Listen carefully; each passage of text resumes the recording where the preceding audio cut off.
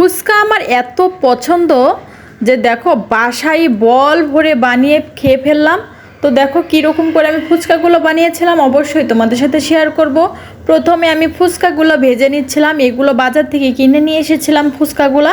তো এই তো ফুচকাগুলো এতগুলো ভেজেছিলাম কি বলবো, এক প্লেট ফুচকা ভেজেছিলাম।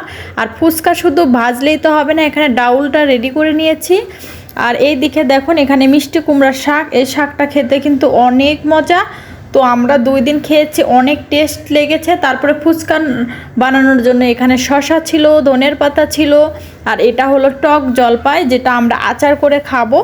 তো এই তো এদিকে আবার চিনিগুলো বের করে নিচ্ছিলাম, চিনি ডাউল এগুলো সুন্দর করে বের করে কৌটার মধ্যে রেখে দেবো। আর ওটা হলো দুধ যেটা আমি চা বানিয়ে খাই। আর এখানে টক পানিটা রেডি করে নিচ্ছিলাম, কারণ তেঁতুলের টক হলো মেন। আর অন্যদিকে হলো শসা। ফুচকা শুধু বানিয়ে খেলেই তো হবে না, অনেক ঝামেলা আছে ফুচকা বানানোর, যে ঝামেলা তো না বানালে হয়তো বুঝতেই পারতাম না। তো এখানে দেখো কতগুলো ফুচকা ভেজে নিয়েছি, আর ওখানে ডাউল রেডি করেছি আর টক পানি। এগুলো এখন সব প্রসেসিং করব, কারণ ফুচকা আগে বলো ফুচকা তোমরা কে কে পছন্দ করো অবশ্যই কিন্তু জানাবে। এখানে সব আমি রেডি করে রেখে দিয়েছি। দেখো ফুচকা বানানোর জন্য কতগুলো যে বাসন কোচন ময়লা হয়েছিল, আর দেখো কত সুন্দর, যার যার জিভাতে পানি আসবে অবশ্যই জানাবে। কারণ ফুচকা আমার অনেক পছন্দ, তার জন্য আমি রেডি করে খেয়ে নিচ্ছি।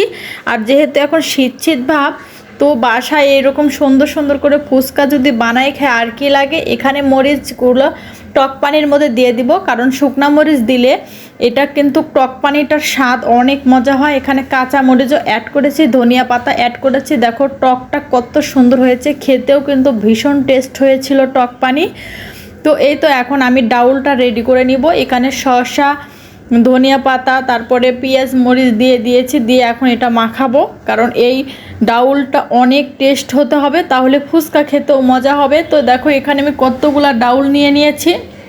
এখন ফুচকা বানিয়ে শুধু খাওয়ার বেলা।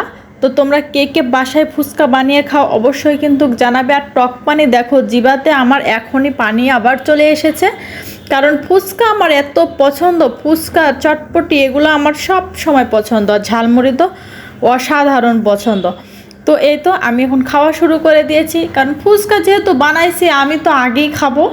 তো এই তো খাওয়া শুরু করে দিয়েছি, তো দিয়েছি আর কোনো থামাথামি না। আর এই ফুচকাগুলো কিন্তু অনেক বড় বড় হয়, তার জন্য দেখেন ফুচকা হলো বড় হোক বা ছোট হোক মুখের মধ্যে একটা গোটাই ঢুকে পড়বে, এটা মেয়েদের ইমোশনাল। তো এই তো দেখো কতগুলো ফুচকা তোমাদেরকে আমি দেখাচ্ছিলাম। তো তোমরা কে কে বাসায় ফুচকা বানিয়ে খাও অবশ্যই কিন্তু আমাকে জানাবে কমেন্টসে। আর আমার কিন্তু ফুচকা অনেক ভালো লাগে, এত ঝাল ছিল। তো ফুচকা খাওয়ার পরে এইরকম যদি কোন আইসক্রিম হয় তাহলে কি বলবো। তো এই তো তারপরে এখানে মিষ্টি ছিল। তো এখন ঝাল ঝাল খাওয়ার পরে মিষ্টি খাওয়াটা এত মজা, তো কি বলবো তোমাদেরকে। আর এটা হলো মতিচুরের লাড্ডু, এই লাড্ডুটা আমার অনেক পছন্দ। আর এখানে হলো টেস্টি ট্রিট থেকে একটা ছোট কেক নিয়ে এসেছিলো, এই কেকটা অনেক টেস্ট ছিল, মজা, পিঙ্ক কালার। পিঙ্ক কালার আমার অনেক পছন্দ। আর এইদিকে দেখো লাড্ডুগুলো কি অস্থির, কালার যেমন তেমন টেস্ট।